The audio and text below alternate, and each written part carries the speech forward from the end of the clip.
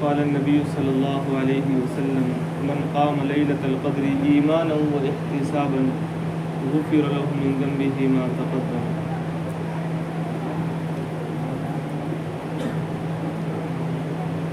میرے بھائیوں، رمضان المبارک کا مہینہ بڑی آب و تاب کے ساتھ ہے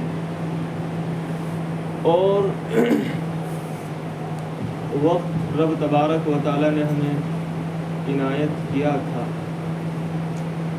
ابھی ہمارے ہاتھوں سے جا رہا ہے۔ ہم تو ایک مہمان کی طرح ہیں اور رب تبارک و تعالیٰ نے ہمیں بہت ہی خوشگوار موقع عنایت فرمایا تھا۔ رمضان کا مہینہ رب تبارک و تعالیٰ سے قربت کا مہینہ ہے، تعلق کا مہینہ ہے۔ بندہ چاہے عام دنوں کے اندر رب سبحانہ و تعالیٰ کے اتنا قریب نہیں ہو سکتا ہے جتنا وہ رمضان کے مہینے کے اندر رب تبارک و تعالیٰ سے تعلق قائم کرے، اس لیے کہ اس مہینے کے اندر آدمی روزہ رکھتا ہے، اسے نماز کی بھی توفیق ہو جاتی ہے، تہجد کی نماز پڑھنے کی بھی توفیق ہو جاتی ہے، بہت ثواب ہے۔ اب یہ تو ہماری غفلت ہے کہ ہم رمضان المبارک کے مہینے کو بھی غفلت سے گزارے، اس لیے کہ روزہ یہ تو پہلی امتوں میں بھی تھا۔ رب تبارک و تعالیٰ قرآن مقدس میں فرماتے ہیں کہ بھائی کتب علیکم الصیام کما کتب علی الذین من قبلکم لعلکم تتقون، روزہ تو اس لیے دیا گیا کہ ہم متقی بن جائیں، تقوی اختیار کرنے والے بن جائیں۔ حضرت عمر رضی اللہ تعالیٰ عنہ نے ایک صحابی سے پوچھا کہ بھائی تقوی کیا چیز ہے، تقوی کسے کہتے ہیں؟ تو فرمایا کہ امیر المومنین آپ کا کہیں ایسی جگہ سے گزر ہوا جو کانٹے دار خاردار درخت سے کہیں آپ کا گزر ہوا؟ تو امیر المومنین نے فرمایا ہاں۔ تو کہا کہ آپ وہاں سے گزرنے کا طریقہ کیا ہے؟ حضرت عمر نے فرمایا کہ میں جب وہاں سے گزرتا ہوں تو اپنے کپڑے کو پورا سمیٹ لیتا ہوں اور میری خواہش یہ ہوتی کہ کوئی بھی کانٹا میرے کپڑے کے اندر نہ لگے، تو میں اس طرح سے کانٹے سے بچتا ہوا اپنے آپ کو گزارتا ہوں۔ تو صحابی نے فرمایا کہ حضرت یہی تقویٰ ہے اور یہی تقوی کی تعریف ہے، آدمی اپنی زندگی کو گناہ کی آلودگی سے بچاتا ہوا گزارے، آدمی اپنے آپ کو رب تبارک و تعالیٰ کی خشیت اپنے اندر پیدا کرتے ہوئے اپنی زندگی کو گزارے۔ اس لیے اب ہم نے رمضان المبارک کے مہینے کے اندر دیکھا ہمارا چلنا بھی الگ، ہمارے گفتگو کا انداز بھی الگ، کسی سے گفتگو کرتے ہیں بڑی مٹھاس والی گفتگو ہوتی ہے اور اگر کوئی عام ہو تو قالو سلامہ کہہ کر گزر جاتے ہیں، اور بڑی پرہیزگاری کے ساتھ زندگی گزارنے کا ہم نے عزم رمضان کے پہلے سے کیا تھا، لیکن وہ رمضان کے آخر تک ہی کیا کہ بھائی ہم رمضان کی شب قدر تک ہی بہت متقی بن کر زندگی گزاریں گے، یہ ہمارے خام خیال رہتا ہے اور ایک زعم فاسد رہتا ہے۔ لیکن بھائیو یہ مناسب نہیں ہے، یہ تو ہماری عام انسانی زندگی کے اندر دیکھیں تو یہ اس کے بھی خلاف ہے۔ ہم نے اپنی زندگی کا یہ تہیہ کیا تھا کہ ہم نے رمضان کا مہینہ اچھے سے گزارنا ہے۔ بھائی آپ نے سنا ہے کہ رمضان المبارک کا مہینہ اگر کوئی اچھے طریقے سے گزارے گا رب تبارک و تعالیٰ اس کو عام مہینے کو بھی اچھا سے گزارنے کی توفیق عنایت فرمائیں گے۔ اب دیکھنا یہ ہے، ہمیں اپنا محاسبہ یہ کرنا ہے کہ ہم نے رمضان کا مہینہ تو اچھے سے گزارا ہے، آیا رمضان کے مہینے کے بعد ہماری زندگی برقرار رہتی ہے یا نہیں رہتی ہے؟ ہم شریعت کے مطابق گزارتے بھی ہیں یا نہیں گزارتے ہیں؟ ہم نے رمضان کے مہینے کے اندر بڑی احتیاط کے ساتھ اس کو گزارا ہے، پورے مہینے ہم نے رب تبارک و تعالیٰ کی اطاعت کی ہے، فرما برداری کی ہے، جھوٹ سے ہم بچے ہیں، غیبت سے ہم بچے ہیں، دھوکہ دھڑی سے ہم بچے ہیں، ہم نے اپنے روزے کو بہت لطیفانہ طور پر اس کو گزارا ہے۔ ہم نے نبی کریم صلی اللہ علیہ وسلم کا یہ قول سنا ہے، یہ فرمان سنا ہے، الصوم جنہ، کہ روزہ یہ جہنم سے بچنے کی ڈھال ہے۔ آدمی جنگ کے اندر اپنے آپ کو بچاتا ہے، اپنا اسلحہ رکھتا ہے، روزہ مسلمان کا یہ اسلحہ ہے۔ اب ہم نے نبی کریم صلی اللہ علیہ وسلم کے فرامین پر بھی عمل کیا ہے۔ اب بھائیوں اب ہم رمضان کے مہینے کے اختتام پر ہیں. اختتام میں ہوتا یہ ہے شریعت مطہرہ نے ہمیں کہیں بھی بے لگام بے راہ روی پر نہیں چھوڑا ہے. آدمی اپنی زندگی کو بے لگام گزارے. آپ دوسرے قوم کے تہواروں کو دیکھیں, ان کے یہاں تہوار منانے کا کوئی طریقہ نہیں ہوتا ہے, کوئی قانون سازی ان کے یہاں نہیں ہوتی ہے. قربان جائیے میرے اور آپ کے آقا جناب نبی کریم صلی اللہ علیہ وسلم پر, کائنات جن کے وجود کی بنیاد ہے, کائنات جن کی وجہ سے تخلیق پائی گئی ہے, انہوں نے اپنی امت کو کوئی موقع ایسا نہیں چھوڑا کہ جہاں ان کو تعلیم نہ دی ہو. ہم غیر قوموں کے تہواروں کو دیکھتے ہیں, لوگ خرافات مناتے ہیں, جھگڑے رونما ہو جاتے ہیں, فساد رونما ہو جاتے ہیں. اخبارات ہم روزانہ پڑھتے ہیں, سوشل میڈیا کا زمانہ ہے, روزانہ سنتے ہیں. دیوالی کے موقع پر بھی سنا ہے, لوگ نہ جانے کتنی خرافاتیں کرتے ہیں, سازشیں کرتے ہیں, لیکن کائنات کا وجود بخشنے والا اور کائنات جس کی وجہ سے تخلیق پائی گئی ہے, آمنہ کے لال در یتیم جناب نبی کریم صلی اللہ علیہ وسلم نے امت کو بڑا پیارا قانون دیا ہے. امت کو بڑا پیارا قانون, بڑی پیاری شریعت, بڑی لطیف شریعت, بڑی مہربان شریعت, بڑی ہمدردی والی شریعت دی ہے. کہیں بے لگام نہیں چھوڑا ہے, کہیں بے راہ روی پر نہیں چھوڑا ہے. اب ہمیں دیکھنا یہ ہے کہ ہمیں جب نبی کریم صلی اللہ علیہ وسلم نے ہر موقع پر شریعت عنایت فرمائی ہے, قرآن ہمیں دے دیا گیا ہے, تو اب ہماری زندگی کہیں ایسا نہ ہو کہ رمضان المبارک کے مہینے کے بعد شریعت کے خلاف گزرے. اب ہمارے یہاں شادی کا بھی موقع ہوگا, ہمارے یہاں عام دنوں کا بھی موقع ہوگا. ہمارے یہاں ہوتا عموماً یہ ہے کہ ہم شریعت کو غمی کے موقع پر بہت مضبوطی سے پکڑتے ہیں, شریعت کو غم کے موقع پر ہم نہیں چھوڑتے ہیں. موت میت ہو جاتی ہے, ہم ایک مستحبات پر بھی عمل کرتے ہیں, لوبان جلاتے ہیں, خوشبو لگاتے ہیں, میت کو سفید کپڑے کے اندر کفن دیتے ہیں. ہم اس سنت اور اس مستحبات پر بھی عمل کرتے ہیں. بھائی سنت ہے کفن دینا سفید کپڑے میں, کوئی کالے کپڑے میں بھی تو دیکھے لوگ بھڑک جاتے ہیں, اس لیے کہ علم نہیں ہے, بڑی اس کو مضبوطی سے پکڑا ہے, اس لیے کہ بھیا اس کا اختتام ہو گیا. کبھی کوئی ہرے کپڑے کے اندر بھی کفن تو دے سکتے ہیں, کس نے منع کیا؟ صحابہ کرام رضوان اللہ علیہ مجمعین کا زمانہ دیکھو, جنگ احد ہے, حضرت امیر حمزہ رضی اللہ تعالی عنہ نبی کے چچا ہیں, شہید ہو چکے ہیں, جسم لہو لوہان ہے, کائنات کے پیغمبر کے آنکھوں سے آنسو رونما ہے. نبی کریم صلی اللہ علیہ وسلم کے چچا کو کفن میسر نہیں ہے, سر ڈھکتے ہیں پیر رہ جاتا ہے, پیر ڈھکتے ہیں سر رہ جاتا ہے. کائنات کا پیغمبر ہے اور ان کے چچا ہیں, گھاس جسم کے اوپر رکھا ہے, بطور کفن رکھا ہے. اب ہونا یہ چاہیے تھا کبھی ہمارا باپ مرے ہم بھی کوئی دوسرا کپڑا اس کو رکھ دے, یہ تو سنت ہے. یہاں سنت کو چھوڑ کے تو دیکھو, کہیں ہم کالا کپڑا رکھ دیں, چھوڑ کے تو دیکھو, نہیں آرے چل جاتے ہیں, تکلیف ہوتی ہے. وہی میت جا رہی ہے, عزت کے ساتھ اس کو لے جایا جائے, آرام کے ساتھ اس کو لے جایا جائے, ورد کرتے ہوئے اس کو لے جایا جائے. ایک سنت کو ہم نہیں چھوڑتے ہیں. میت کو کیسا دفنانا ہے, کہاں دفنانا ہے, کہاں سے شروع کرنا ہے, قبر میں مٹی ڈالنا ہے, دعا پڑھنا ہے, نماز کے اندر دعا پڑھنا ہے, نماز کے بعد قبر پر کھڑے ہو کر قرآن کی آیتیں پڑھنا ہے. ان باتوں پر ہمیں بڑا عمل ہوتا ہے, بڑی اس کو ہم عملی جامہ پہناتے ہیں. ایک سوال یہ رہ جاتا ہے, یہ تو غمی کا موقع ہے, ذرا خوشی کے موقع پر شریعت کیوں چھوڑ دی ہے کہ جب شادی کا موقع آتا ہے, رسم رواج کا موقع آتا ہے, شریعت اس وقت کہاں چلی جاتی ہے؟ کیا پیغمبر نے موت کے وقت ہی تمہیں شریعت دی تھی؟ رب نے موت کے لیے قرآن کو پڑھنے کے لیے اس لیے دیا تھا کہ کوئی مر جائے قرآن اس کے لیے پڑھنا, اس کی میت کے ارد گرد بیٹھ کر قرآن پڑھنا, قرآن کھانے کے لیے قرآن دیا تھا, رمضان کے مہینے کے لیے قرآن دیا تھا. یہ ہمارا غلط خیال ہے, ہم نے اس کو تو عدم جہالت کی وجہ سے, یاد رکھیے دین تجربے کی وجہ سے نہیں آتا ہے. ابھی میں آپ کو 2-4 مسائل ایسے بتلاؤں جو آپ ناواقف ہو, آپ اس کو نہیں سمجھتے ہو, میں آپ کو کہوں بھائی ایسا نہیں کرنا ہے, اس طرح نہیں کرنا ہے, تو آپ کہیں گے مولانا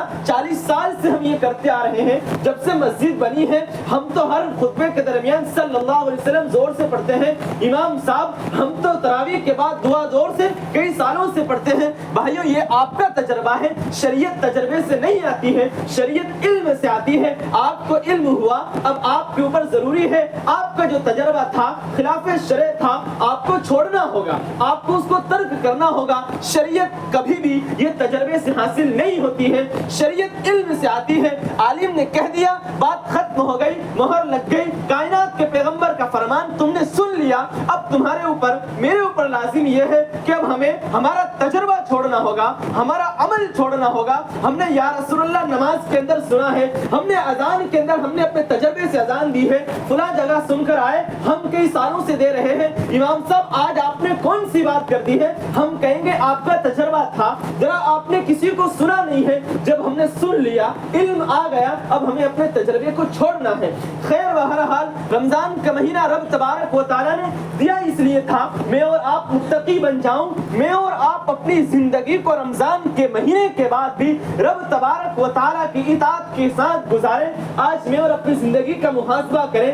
بڑے ہم نے رمضان کے مہینے کی بے کوتاہیاں کی ہے.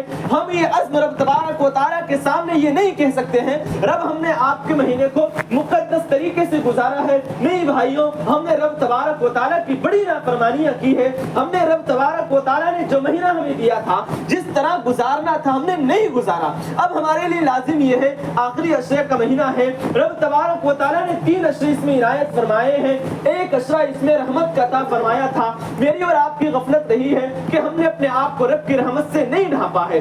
دوسرا, رب نے مغفرت کا عشرہ فرمایا تھا کہ اس میں رب تبارک و تعالیٰ گنہگاروں کی بخشش کر دیتا ہے. اب ہم نے اس مہینے کو بھی ایسے ہی ہمارے ہاتھوں سے جانے دیا. نبی کریم صلی اللہ علیہ وسلم نے فرمایا, ہلاک ہو جاوے وہ شخص جو رمضان کا مہینہ پاوے, اپنے آپ کو جنت کا مستحق نہ بنائے. بھائیوں, میں اور آپ اپنے آپ کے اندر محاسبہ کرنے والے ہیں. میں اور آپ اپنی زندگی کو بڑے سمجھنے والے ہیں. کوئی ہماری زندگی پر کیا تجزیہ کہے گا, میں اپنے نفس کو زیادہ جاننے والا ہوں.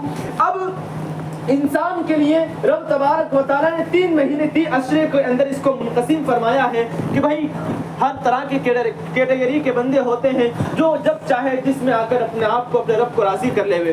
اب ہم نے 2 عشروں کو تو گزار دیا ہے, آخری عشرہ ہے, اس عشرے کی ہمیں قدر فرمانی ہے. اب اس مہینے کے اندر رب تبارک و تعالیٰ نے نبی کریم صلی اللہ علیہ وسلم نے فرمایا کہ لیلۃ القدر بھی ہے. لیلۃ القدر, شب قدر بڑی مبارک رات ہے, بڑی معزز رات ہے, راتوں میں اس کو بڑی فضیلت ہے. نبی اللہ کا قرآن اس میں فرماتا ہے انا انزلناہ فی لیلۃ القدر.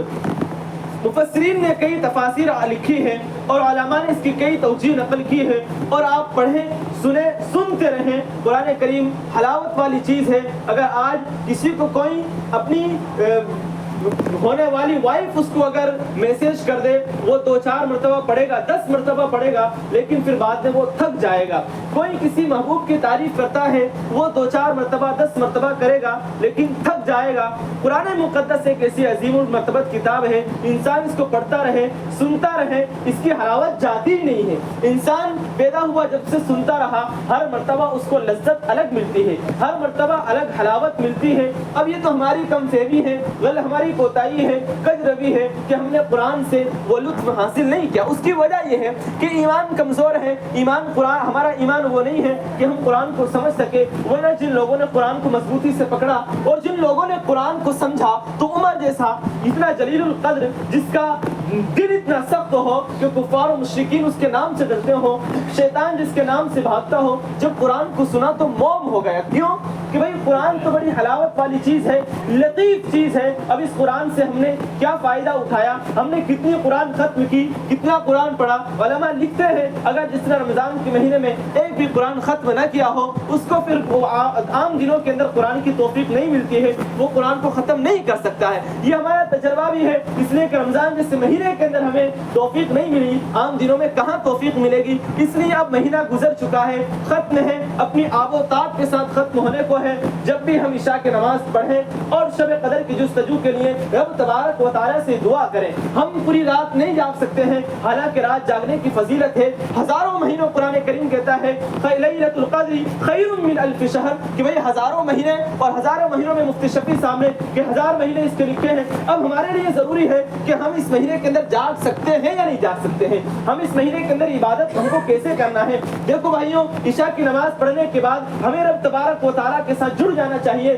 جب تک ہم مسجد کے اندر بیٹھے دعا و استغفار میں لگے رہیں. دعا و استغفار میں لگے رہنے سے فائدہ یہ ہوگا بھئی اگر وہ ہمارے لیے ہمارے قسمت میں شب قدر لکھی ہوگی, ہماری رب تبارک و تعالیٰ مغفرت فرما دیں گے. اب ہمارا عموماً مزاج یہ بن چکا ہے, ہم استغفار کی کثرت نہیں کرتے ہیں. کائنات کے پیغمبر ہیں, اللہ کے نبی صلی اللہ علیہ وسلم فرماتے ہیں میں پیغمبر ہونے کے باوجود دن میں 100 مرتبہ 70 مرتبہ استغفار کرتا ہوں. کیوں؟ نبی کو تو استغفار کرنے کی ضرورت نہیں ہے, لیکن پھر بھی پیغمبر استغفار کیوں کر رہے ہیں؟ تعلیم امت کے لیے کر رہے ہیں. اور ہم تو خود اتنے بڑے گنہگار ہیں کہ کوئی لمحہ گناہ سے خالی ہوتا نہیں ہے. سوتے ہیں تو بھی گناہ ہوتا ہے, اٹھتے ہیں تو بھی گناہ ہوتا ہے. سوتے ہیں تو بھی دنیا کو سوچ کر سوچتے ہیں, غلط چیزوں کو دیکھ کر سوتے ہیں, غلط بات بول کر سوتے ہیں. اٹھتے ہیں تو دنیا سامنے ہوتی ہے. جن کا سونا اور اٹھنا گناہ ہو تو بھائیوں پھر ہمارے لیے تو استغفار بدرجہ اولا لازم ہو جاتا ہے. بدرجہ ہم گنہگار اتنے ہیں لیکن ہمیں اپنے گناہوں کا احساس نہیں ہے. ایمانی کمزوری کی وجہ سے, ایمان جب کمزور ہوتا ہے بندے کے اندر, رب تبارک و تعالی دل کے اندر ایک نقطہ, سیاہ نقطہ اس کے دل پر لگا دیتے ہیں. پھر وہ گناہ کرتا ہے, پھر ایک نقطہ اس پر لگا دیتے ہیں, یہاں تک کہ پھر اس کو کھرے کھوٹے کی پرکھنے پر اس کو امتیاز حاصل نہیں رہتا ہے. اب ہمارے لیے ضروری ہے کہ ہم رمضان کے مہینے کے اندر آخری عشرے کے اندر داخل ہو چکے ہیں. اب شب قدر کی جستجو ہے, اہتمام کریں, قرآن کا اہتمام کریں, نوافل کا اہتمام کریں. رب تبارک و تعالی ہم سب کی مغفرت فرمائے. مغفرت کرنے والا مہینہ ہے, مغفرت کرانے والا مہینہ ہے, رب سے مانگنے والا مہینہ ہے. میں نے اور آپ نے اگر آج کوتاہی کر دی میرے بھائیوں, یہ کوتاہی ہم اس کی بھرپائی نہیں کر سکیں گے. اس لیے کہ جس مہینے کو رب نے ہماری مغفرت کے لیے دیا ہو, اللہ کے نبی صلی اللہ علیہ وسلم فرماتے ہیں کہ بھائی جو شخص بھی رمضان کے مہینے کے اندر استدار کے ساتھ ثواب کی امید سے اگر عبادت کرتا ہو, رب تبارک و تعالیٰ اس کے اگلے پچھلے سب گناہوں کو معاف فرما دیتے ہیں. اب ہمیں دیکھنا یہ ہے کہ ہم نے اپنے اگلے پچھلے گناہ معاف کرائے ہیں یا نہیں کرائے ہیں, ہم نے وہ عبادت کی ہے یا نہیں کی ہے. کبھی ہم تنہائی میں بیٹھ کر اللہ سے کہیں تو صحیح کہ اللہ مجھے معاف فرما دے, میں بڑا گنہگار ہوں. اللہ جب ہزاروں گنہگاروں کو معاف فرمانے والا ہے,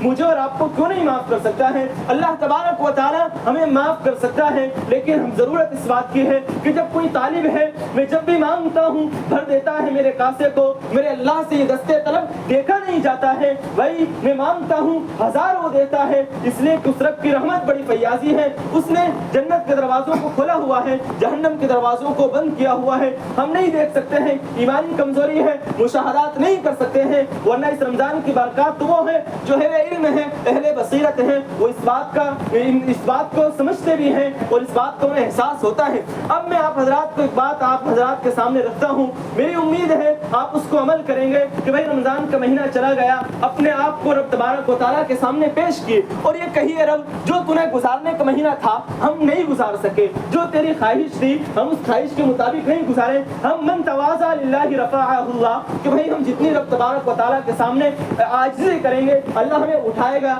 اللہ کے نبی صلی اللہ علیہ وسلم نے فرمایا الدعاء مخ العبادہ, دعا مومن کا ہتھیار ہے. ہم نے دعا مانگنا چھوڑ دیا, ہم نے رب تبارک و تعالیٰ کے سامنے راز و نیاز کرنا چھوڑ دیا, تو اس کا مطلب یہ ہوا کہ ہمیں دعا کی ضرورت نہیں ہے. حالانکہ اللہ کے نبی صلی اللہ علیہ وسلم کو جب بھی ضرورت ہوتی, جیسی ضرورت ہوتی, جہاں ضرورت پڑتی, جب ضرورت پڑتی, ہاتھ دستے دعا اللہ کے سامنے اٹھا دیتے تھے.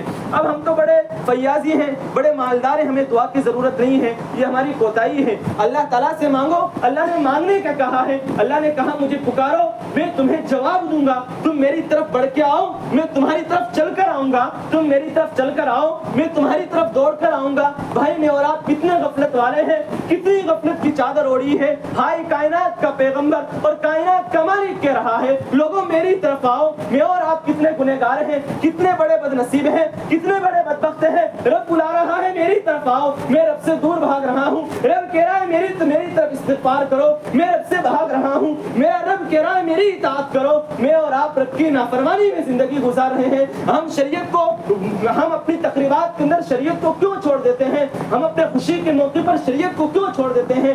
کائنات کے پیغمبر نے شریعت دونوں موقع پر ہمیں دی ہے, کائنات کے بانی نے دونوں موقع پر ہمیں شریعت دی ہے, تو ہم کیوں دونوں موقع پر اپنی شریعت کو چھوڑ رہے ہیں. آج توبہ کیجئے اور یہ عزم کیجئے کہ انشاءاللہ اب اپنی بقیہ زندگی جس طرح رمضان کے اندر گزاری تھی آنے والے مہینوں کے اندر بھی اس طرح گزاریں گے کہ نہیں بھائیو.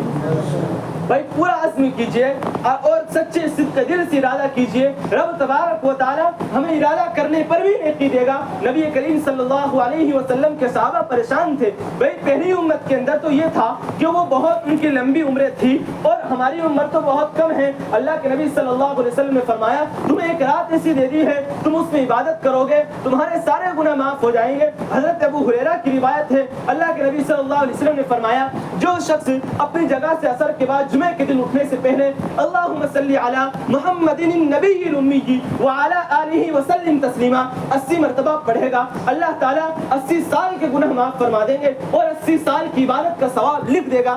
اب ہمارے لیے اتنی فراوانی ہے، اب ہمارے لیے رب تبارک و تعالیٰ اتنی ہمارے لیے بہانہ ڈھونڈتا ہے، رحمت خدا بہانہ نہیں چویل۔ اب ہمارے لیے کیا ہے، کون سی کوتاہی ہے کہ ہم رب کی شریعت کو نافرمانی کے ساتھ گزاریں؟ ہم تو یہی کہتے ہیں من نگویم طاعتم پذیر قلم اکبر گناہم کشیر۔ ہم اللہ سے یہ نہیں کہتے بھائیوں اللہ ہماری عبادتوں کو قبول فرما، ہم تو اس قابل ہیں اللہ ہمارے گناہوں پر صرف معافی کا قلم پھیر دے۔ ہمارے قیامت کاتبین نے سوائے گناہوں کے ہمارے کچھ لکھا ہی نہیں، کیوں کہ ہم نے اپنی زندگی کے اندر سوائے گناہوں کے کچھ کیا نہیں ہے۔ تو اب اپنی زندگی کا یہ عزم کرو، اپنی زندگی کے اندر یہ پختہ ارادہ کرو کہ انشاءاللہ اپنی زندگی کا، کسی کی زندگی کے آج سے 20 سال بچے ہوں گے، کسی کے 50 سال بچے ہوں گے، کسی کے تو 2 سال ہی بچے ہوں گے۔ کون مہمان ہے مجھ میں سے؟